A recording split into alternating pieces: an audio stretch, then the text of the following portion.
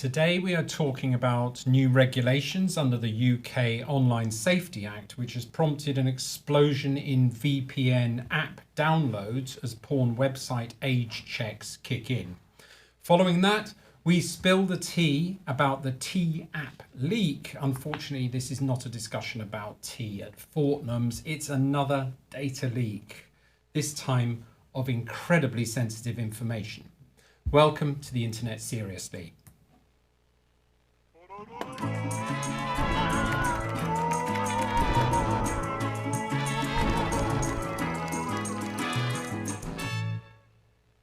Hello, I'm Lucian Taylor in Oxford, and as an engineer I'm really interested in what my two colleagues here think about the new rules that are in place under the UK's Online Safety Act and the resultant spate of VPN app downloads to watch porn, and also more about this T app leak.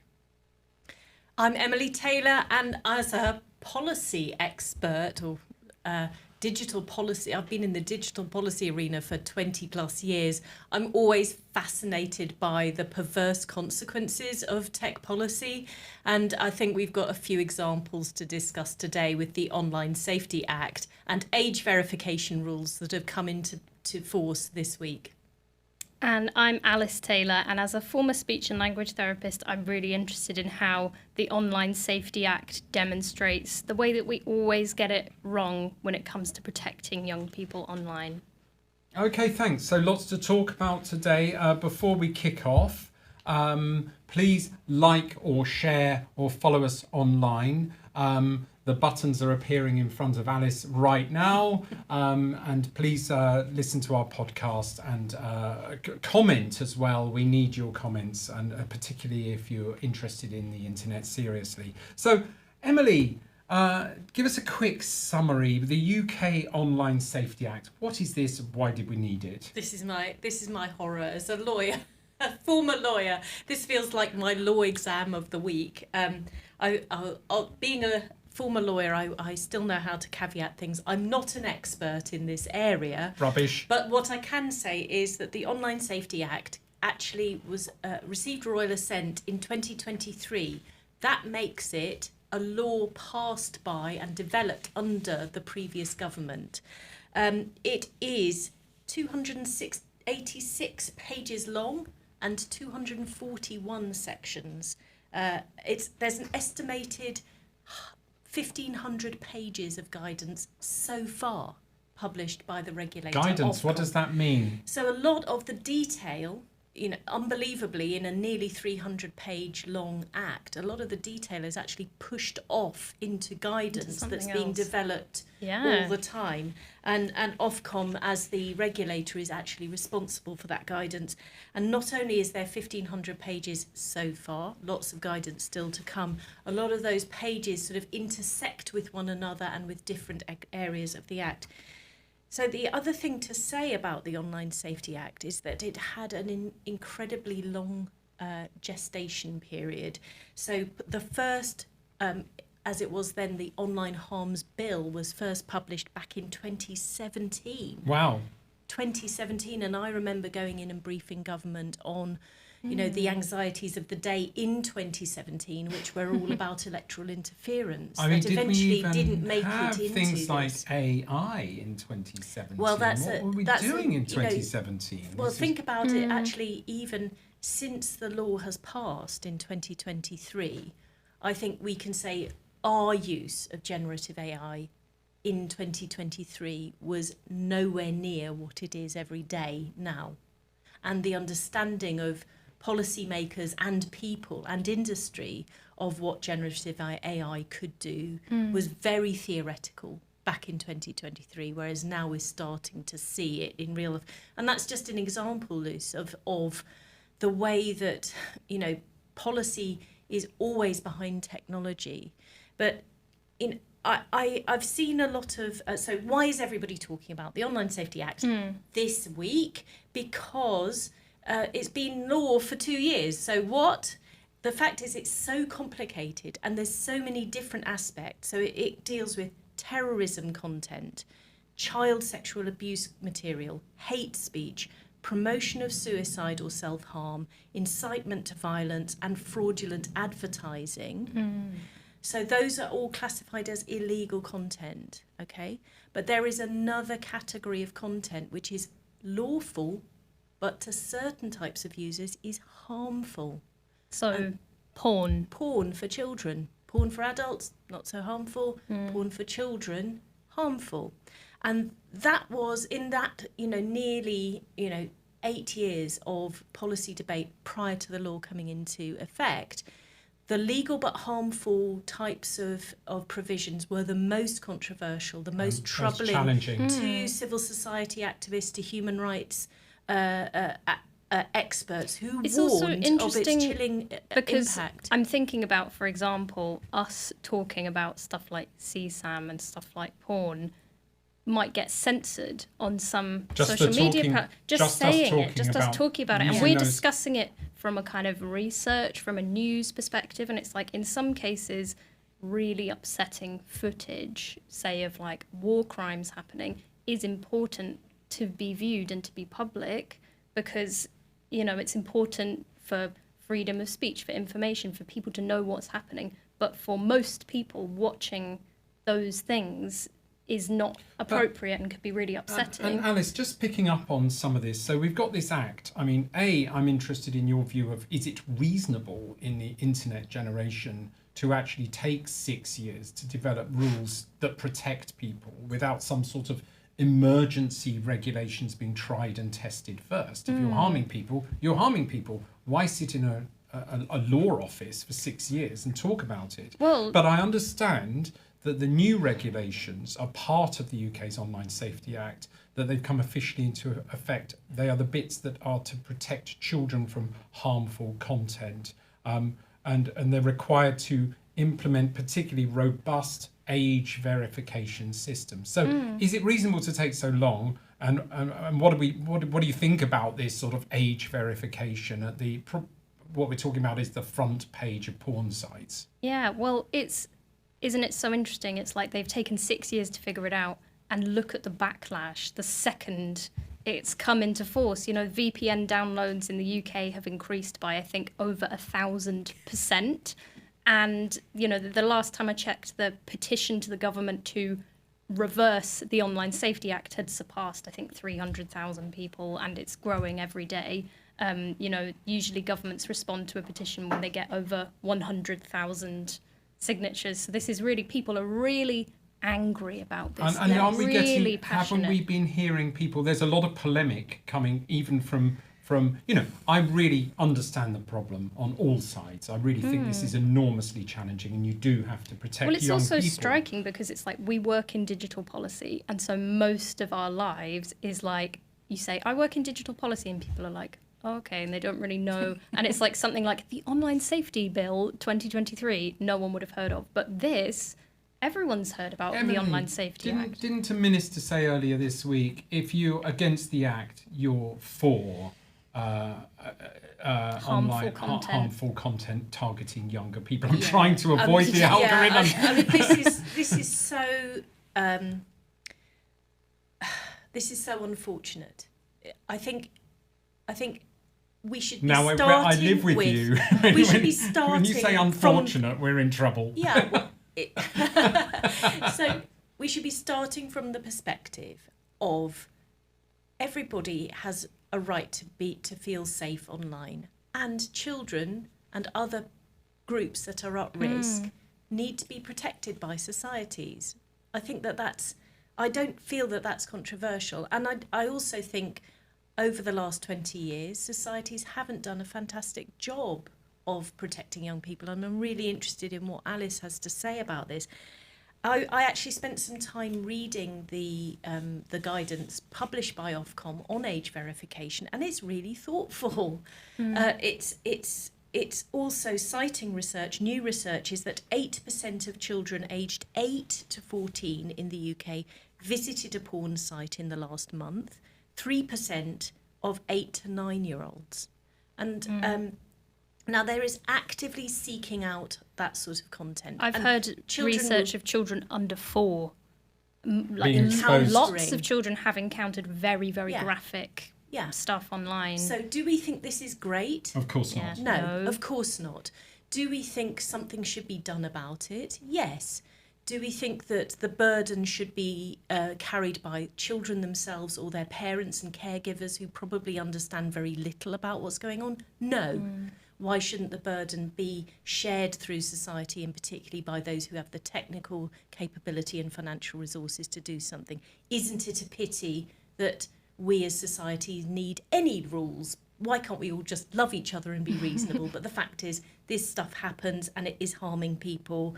And there's also the sort of young people being drawn to sites containing, promoting eating disorders or self-harm with really terrible results. And these are not unlawful content. These are harmful to young people. It's difficult to do Can this I throw properly. another thing in? And I know we want to move on as well to the Wikipedia legal case where, they're kind of...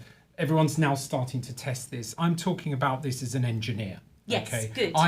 I love the idea of what we're trying to do, and in a kind of way, it's kind of analogous to the GDPR, protecting your privacy. We are now in a world where everybody's privacy is completely exploited by the exploitation of those effective measures that were put in place to protect us. The paradoxical nature, because the technical solution was not there and is still not there with cookie notices.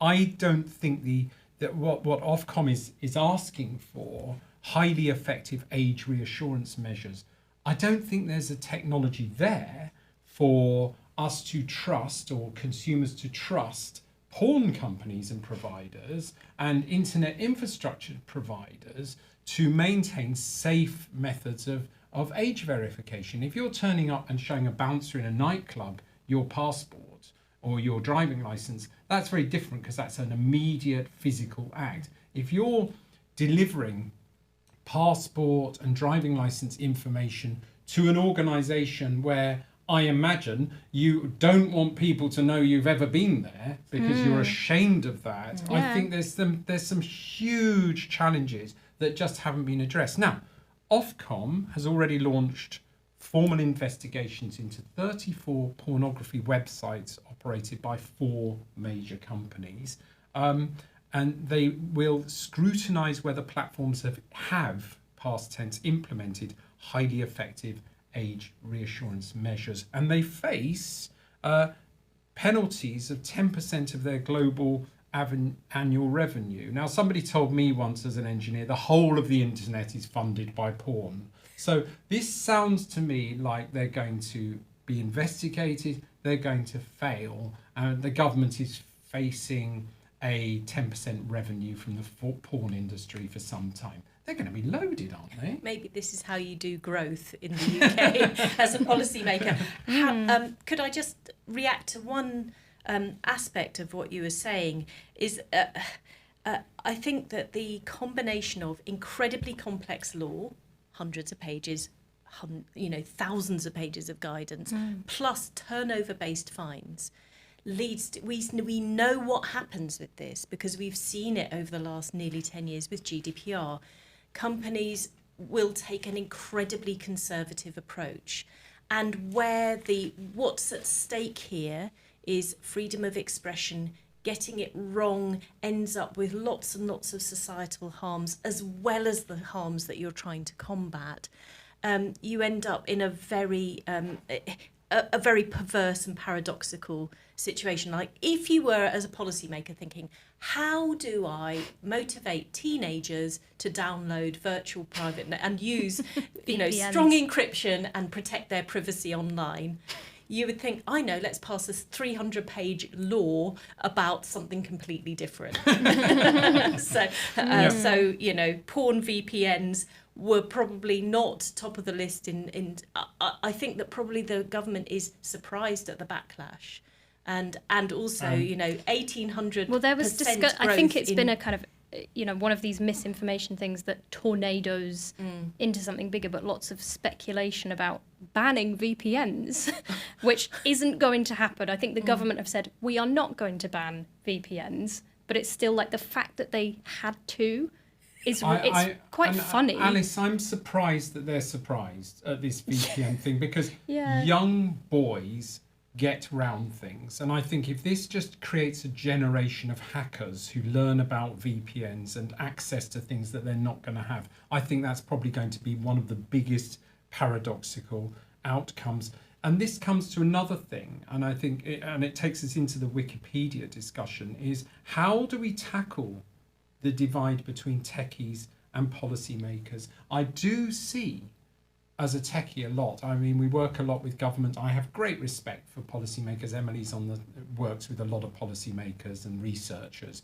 But those communities are just generically polarized. They just work in their own community. Techies are very kind of the spectrum, black and white. If you say something and we've got to do it, we'll do it, even if it's complete nonsense. Policymakers are much more nuanced and like, well, we on the one hand this, on the other hand we didn't this. really mean that. It's not very, they don't seem to have heard of binary, which the techies have been taught about binary, and it's either a one or a naught, and they feel very uncomfortable with that. This is not really a one or a naught, And I know there's we'll see. Yeah, we'll see in we'll practice. see, and and they're terrified of being in the we'll see group, which sort of takes us on to. But Alice, young people, how are we going to bridge this divide between the sort of technological extremity and the policy nuance, sort of, almost club-like warmth about, I hear that the government are going to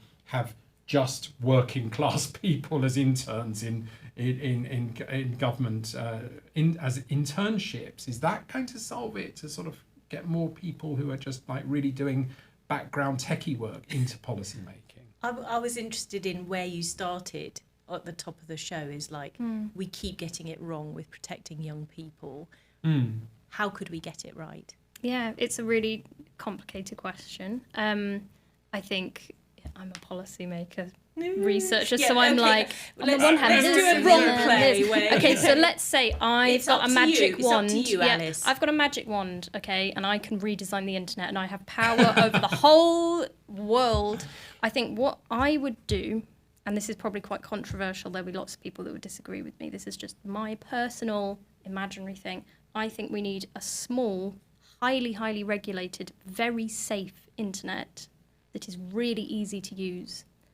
And around that, a more kind of Wild West internet that is less regulated and is more difficult to use, and make that smaller internet something that's really welcoming and really safe for young people, where they're going to be safe. It's almost like how YouTube changed to be, you have to opt in for your content to be for children. It's got to really pass this high threshold of criteria.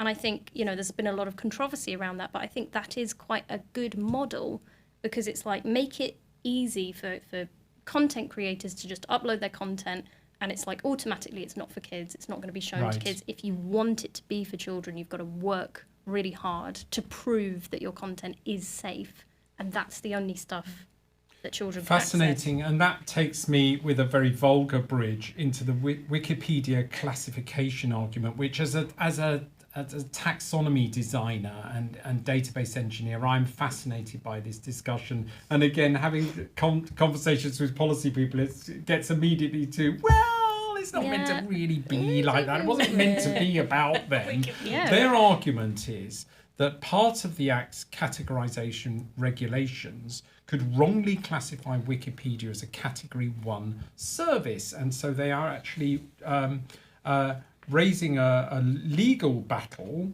with the UK government, arguing that certain requirements of the Online Safety Act could endanger the privacy of its volunteer contributors, but also the misapplication of the one-size-fits-all regulation. How could they be caught by what they call Category 1 services categorization, which puts them in the same bag as the big platform providers, the Metas? Can I explain the sort of the Category 1, Category 2? So the Online Safety Act outlines, that different types of sites have different responsibilities. So a Category 1 content provider is a site that averages over 7 million users within the UK, must user content recommendation system, so algorithms, and must allow users to share generated content. So something like Wikipedia ticks all those boxes. all the boxes. Whereas then like category 2 is sort of like, a bit lower usage, a bit websites where you maybe search for things, and then category 2B is user to user service, but smaller. So Emily, let's role play. Okay. You're a judge and we're raising a legal case with you. On one side, we've got the UK government saying we need to protect children, okay? And what we're saying is with our laws, any platform online that ticks one of the following 2 boxes is a category 1 provider. High user numbers and content recommender systems. Check. Number 2, significant user numbers and content spreading functionalities. Check. Wikipedia's lawyers say we tick both of those boxes. So by that definition, and we know that Ofcom have to agree and put us in that bracket, but by any reading of that, we are in that category 1 definition. Would you say as a judge, and I'm interested in what you would say, would a judge say, yeah, but it's not meant to be for people like Wikipedia? I don't know what a judge would say. I'm not a judge, thank goodness. However, I think a judge would go back to the law, which says you're not a category 1 unless Ofcom designates you as one. I see. And these are the characteristics that they have to satisfy for category 1. So they can't just go out into the street and point at someone and say, you're a category 1 provider. And I'm right in thinking that at the moment, actually Nobody's yet been has been designated as Yeah. category 1. And I would be very surprised If you need to use Face ID Wikipedia- authentication to use Wikipedia? Yeah, I would be very surprised if Wikipedia was designated as category 1. I'm not saying it couldn't happen. We've just been through the So are checklist. there- But the safeguard for the crazy, absurd outcome of Wikipedia having to comply with Online Safety Act provisions, the safeguard is that it's the regulator who designates. So it has to fulfill their legislative and regulatory objectives. It has to actually pose risks of harm. And I don't hear any sort of any of the policy debate around, oh my God, we've got to do something about Wikipedia, because actually it seems to be very well self-governed. There are definitely criticisms that scholars make of Wikipedia. The editorial volunteers are overwhelmingly male. Content from females overwhelmingly, disproportionately gets obliterated. But, these are different issues from the sort of stuff that the Online Safety Act was there for. So for this, fair play to Wikipedia, good on them for highlighting the potentially absurd outcomes of this law. As I say, any law that is 300 pages long and more than 240 provisions long is going to be so complex that most of the people affected by it will never read it. But I'm really interested in what you're saying, Alice, that there's already a storm, and I'm already being lectured by people who've never read the Act either on what it says. And that's the sort of mythologizing that comes about with overly complex laws, and that itself is a problem. But we have had discussions with people that we know. Eleanor Dew's King's Counsel was on this podcast saying that GDPR wasn't written for the way that it's being interpreted. It wasn't written with that in mind. But Alice, once the crowd's taken something, it's on fire, isn't it? I mean, does it really matter what the lawyers and the policymakers and the good faith behind it says? The crowd is shouting, are they not? Well, I think GDPR is a really great example of where it's almost like things are interpreted so generally the wrong way. There's Lord Laming in 2009, when writing about child protection, said, things like GDPR, data protection laws, were never meant to be interpreted as prohibiting information sharing when it comes to, safeguarding vulnerable people. They were never meant to be taken this way, but that is so widely done that it's like the norm. And I feel like with the UK Online Safety Act, the way that we've got porn VPNs just skyrocketing, just shows petitions. People legal are cases angry. that are quite hopeless. It's too early to do that legal case, but Yeah. they're doing it, and I agree. I think with it's you. performative, the legal Well, case. or marketing. Yeah. Anyway, Alice, you have a couple of questions Yeah. for people listening. This is going to roll and roll, I feel, but just to wrap up this. Yeah, so do you think that the UK government is overstepping with the Online Safety Act, or do you think they've got the balance right? And what would you do to fix the internet and to protect young people online? Thank you very much. So next up is we've got a new thing for everybody. This is a world first. Where this will become so popular that in time you'll come back to this episode and go, this is when they were discussing the UK Online Safety Act, and then a new thing that they're doing, because without a guest, we don't want to keep doing Guilty Pleasure Online and Tech Room 101. We love it when we've got a guest because we get secrets about them. People who used to work in secret services talking about filling in forms with dummy data and stuff. All sorts of... or their BBC journalists' tattoos. Yeah, so we love that with guests. But we're a bit stuck to think of more and more guilty pleasures online without going into the deepest, darkest secrets. So we have a new thing. It's called Doom Scroll of the Week.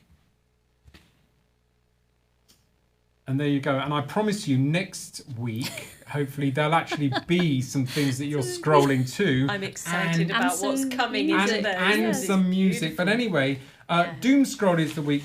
Basically gives us a chance to have a quick chat about any old rubbish. So we're going to start with this week with Alice's volunteering a Doom Scroll of the week. So to me, Doom Scroll of the Week is like, what do you love to hate? What do you kind of, it's like something that just makes you kind of like, but you just can't stop watching. You can't look away. So my Doom Scroll of the Week is men who hate women's football. It is an endless... What? You know, if you're interested in men who hate women's football, there is so much content for you out there. Now, because, am I right? There's quite a big event this yeah, so week. the Lionesses happened. have won the Women's Euros. How can the this... victory. And what I've noticed this is not just Spanish men. No, this is everybody. This is like there were UK, losers last lots week. and lots of UK men who hate women's football. They are really angry. They are very insecure.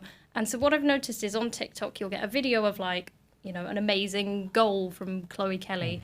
And it's always in the replies to the comments. So it'll be like a comment saying like, the women are better at football, 300 replies, and you open it and it's just the most dreadful, you know, like stuff about men's biological superiority, like the men's team should play the women's team because they will defeat them, they will crush them, you know, giving these one or two examples where like the women's team of a country have, as part of training, done like a charity match with some under-15s, and the under-15 boys defeated the women's team, and that's like an example that proves, Emily, that women can't play football. We can't dig too much. This is obviously something we're going to have to revisit. But just trying to think of a question for future listeners is. And let's not really talk to the men who hate women here, because we know that there are lots of haters out there. But do you have a question for anyone listening to that really reflects the problem here?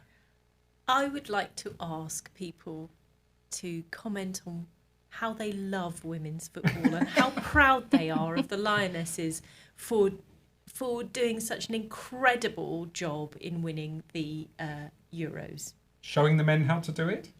Showing everybody how to win a football match. Oh, wonderful. I'm just wonderful saying stuff. the men haven't won anything this century. Yeah. So. Well, we're trying to get away from polemic, and so I like the sort of... I'm not the one making it. Everyone's super I liked people online.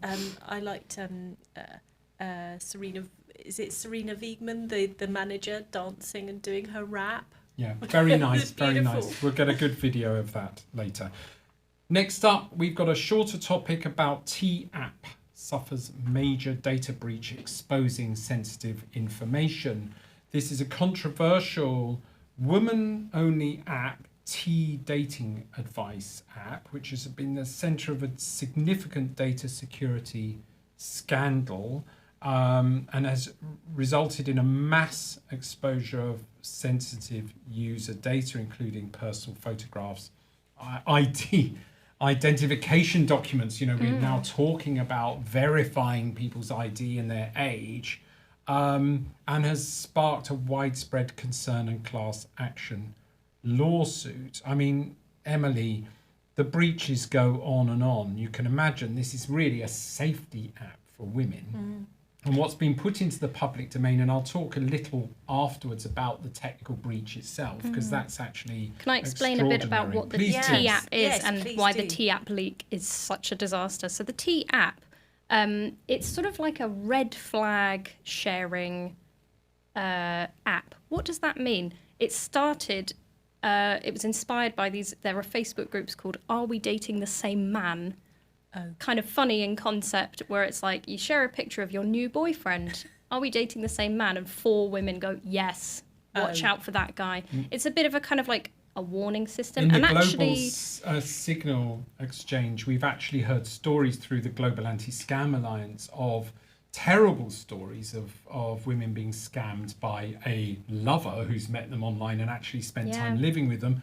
And this was a famous case in Australia, and he was living with multiple people at the same time, and going to work at different and times scamming them out of millions of pounds. Well, the T-app was actually started by a man called Sean Cook in 2022, and he realised that, so his mother had started doing online dating, and he said, I was shocked by how easy it was for catfishers, scammers and criminals to take advantage of women on dating apps, and was concerned by how little traditional dating apps do to protect their users. So he wanted to create a sort of network where women could exchange information and be like, is this guy, is he a hacker? Is he a scammer?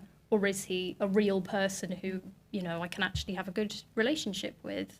But I think it was really interesting earlier when we were talking about the Online Safety Act, you saying, well, what happens if, we have people's very personal, like, identity documents and verification documents being made public, and unfortunately that is what has happened. Emily, with this. isn't this an example of the potential pitfalls of rushing into online dating, online verification technology? 72,000 images, including 13,000 selfies and photo IDs. So women holding their photo ID. 1.1 million private messages between the app users, and made it possible to identify real-world identities of women or men that they're concerned about, who may be completely innocent men, and they're just we agree with the whole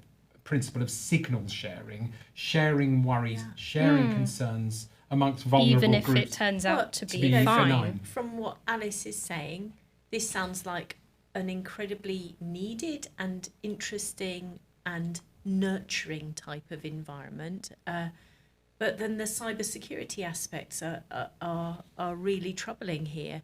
And yes, I think we're all making links back to the UK Online Safety Act here, and the calls that I've been hearing for 20 years about mandatory know your customer, mandatory identification and verification, and faced with these new burdens and turnover-based fines, companies are going, I don't want to do that, and they're shoving it to other companies.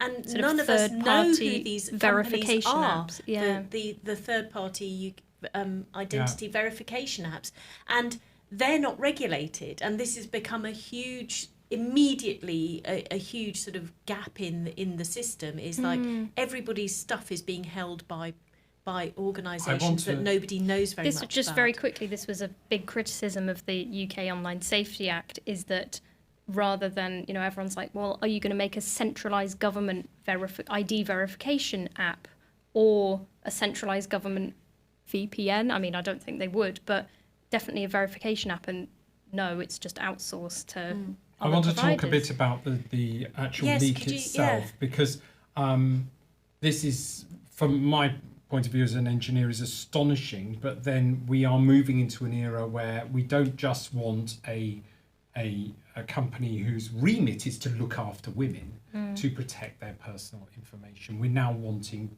porn marketers to protect people's personal information.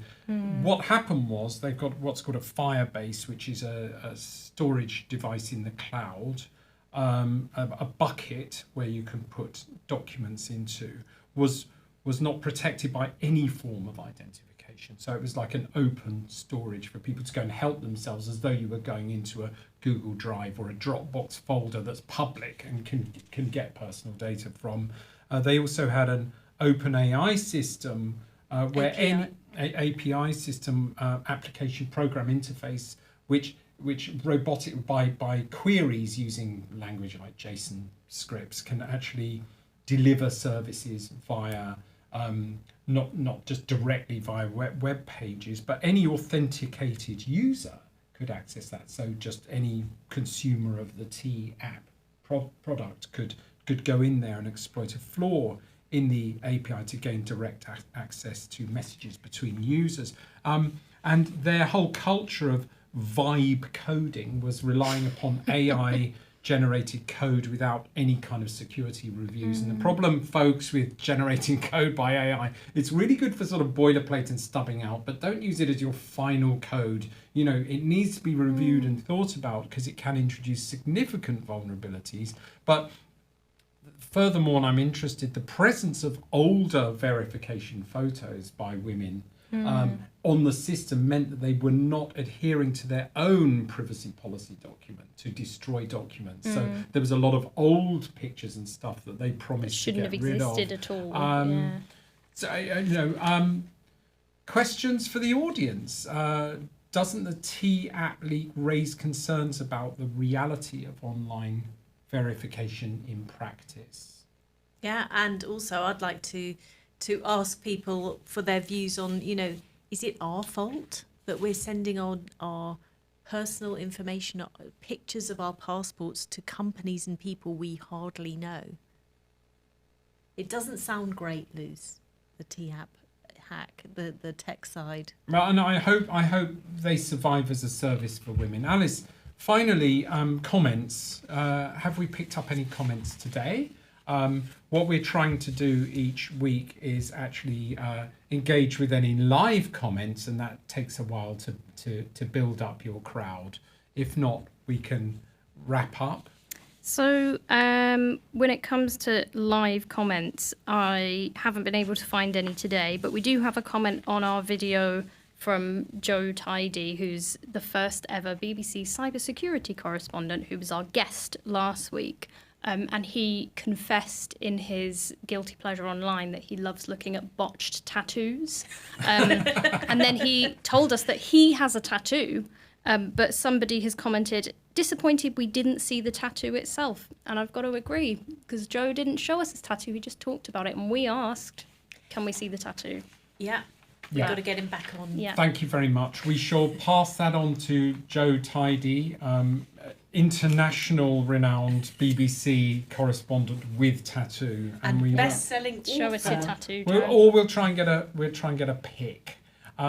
Today we've been talking about new regulations under the UK Online Safety Act, and following that, the T app leak. Thank you very much.